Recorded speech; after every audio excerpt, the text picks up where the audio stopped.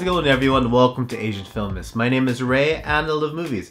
And the movie we'll be talking about today is a 2017 film Tokyo Ghoul, the live-action adaptation of the manga of the same name written by Ishida Sui. Tokyo Ghoul is directed by Hagiwara Kentaro, and from what I understand, this is his first film as a director. The film stars Kubota Masataka in the lead role, and also stars Shimizu Fumika in what appears to be her last film. If you guys have been following Japanese news last year, Shimizu Fumika made headlines announcing her retirement from the entertainment scene in order to devote her time 100% to the cult Happy Science. But after watching Tokyo Ghoul, I can say that she definitely went out with a bang. And so the story of Tokyo Ghoul, it takes place in a world where these creatures called ghouls live in secret amongst humans in society. And as you would think, they live in secret because, well, they hunt and eat humans. And so the story focuses on this college student named Ken, who's played by Kubota. And he scores a date with this really cute girl. But as fate would have it, the girl ends up really being a ghoul and attempts to devour him. But then she dies in this freak accident, and before Ken dies, he is given her organs in a transplant operation, effectively saving his life. But then it also turns him into a half-ghoul, half-human being. So now Ken has to learn to live life as a ghoul, learn the communities, and also learn about the humans that hunt down ghouls and kill them. So Tokyo Ghoul has the makings of a really dark and twisted horror fantasy mashup. So let's talk about the things I really liked about Tokyo Ghoul. The first thing I like about Tokyo Ghoul is that it's visually appealing, and it sets this really cool atmosphere that really sets the tone for its story. And it's really dark and it's really gruesome, and it's definitely not for kids. It doesn't hold back on the violence at all. You know, I have to admit, before watching the movie, I didn't really know anything about the original manga, just that it was pretty dark and it's pretty violent and really bloody and gory.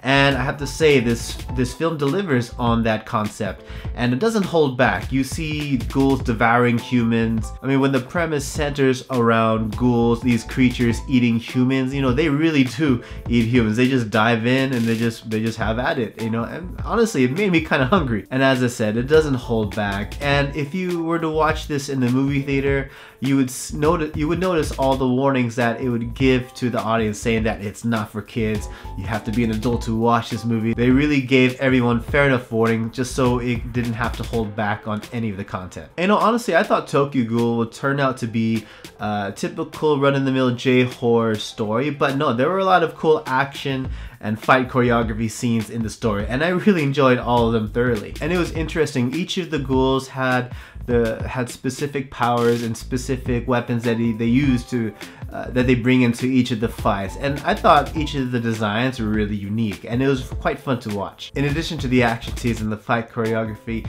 needless to say, the performances by the lead actors were amazing. Kubota, the lead actor's character Ken, part of the story is that he has to adjust to living life as both a ghoul and a human, and part of the struggle that his character takes is he bounces back and forth between being a ghoul and being a human. And you know, when he's a human, he's a typical shy student type of character, but when he becomes a ghoul, he's suddenly this weird twisted version of himself. And it was quite unsettling to watch. He did a really good job at making you feel uncomfortable and kind of just bewildered at the kind of mannerisms his character would take up. It was to the point where if you were to watch these scenes out of context, you would think that this actor was just overacting and he was just making no sense. He was going all over the place, but then it was quite fun when you see his character shift from being a human to being a ghoul, and just the bizarreness of it all was quite interesting. And then you had Shimizu Fumika's character Toka, and honestly, every movie and every TV show I've seen to feature Shimizu Fumika, she usually plays the same type of character, kind of the wholesome, fun, energetic young girl. But in this one, she really changes it up and really shows her range. In Tokyo Ghoul, she plays the kind of character that's badass, quiet, lone wolf type, And I thought, granted, the kind of character that she plays, it's not anything we haven't seen before, but just the fact that we see Shimizu playing that type of character, I thought that was interesting. Other standout performances I thought were Oizumi Yo as the main bad guy. He had this really dark, looming, and intimidating presence, which I thought really worked well for the story. And the last performance I thought, which was a standout, was that of Aoi Yu. Now usually Aoi Yu, she plays the same kind of characters that Shimizu Fumika plays. The wholesome, the kind and gentle, sweet girl. But in here, she plays Rize, who's the girl who attacks Ken and attempts to devour him and effectively turns him into a ghoul. And it was something else seeing sweet Aoi Yu turn into this vicious and scary monster. That's not something you see all the time. Granted, Aoi Yu had a really small part in the story, but it's one of those performances you can't help but think long after the credits have finished rolling. And lastly, I thought the movie had many great moments of drama, really gripping scenes, and overall a very good tempo and pacing throughout the story. And the scenes that were designed to make you feel squeamish or uncomfortable or disturbed, they did really well in making you feel so. And I don't really have many negative things to say about Tokyo Ghoul, other than that sometimes the CG felt really off, and that at times it wasn't really convincing enough. These times were apparent during the numerous fight sequences. I guess just as someone who's seen so many really good CG put into really high-end blockbusters coming from Hollywood, you just can't help but compare. But if I were to weigh it against other Japanese movies that use CG, yeah, it was quite good.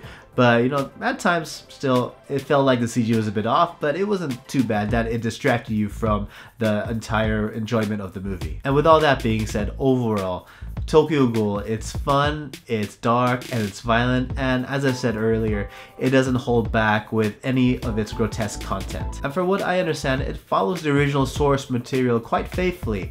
Admittedly, I haven't read any of the manga or seen any of the anime, but with these kinds of movies, you should enjoy them as how they are. Do I recommend this movie? Hell yeah, I do. It's definitely quite fun, and it's definitely an enjoyment worth experiencing. And if you're a fan who wants to see anime films done right, you should definitely check out Tokyo Ghoul. But be warned, if you have a weak stomach and you can't really take much violent imagery, then maybe this film might not be for you, but it's definitely worth challenging if you want to see a really enjoyable story come to life. So yeah, those are my thoughts on Tokyo Ghoul. What did you guys think? And what kind of questions do you guys have? Let us know in the comments below.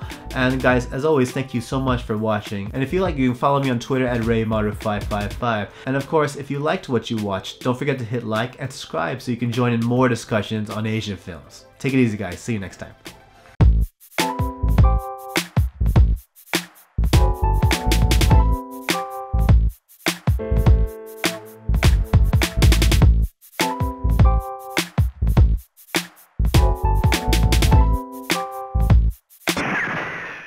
獲物は確かにいただいたぜ。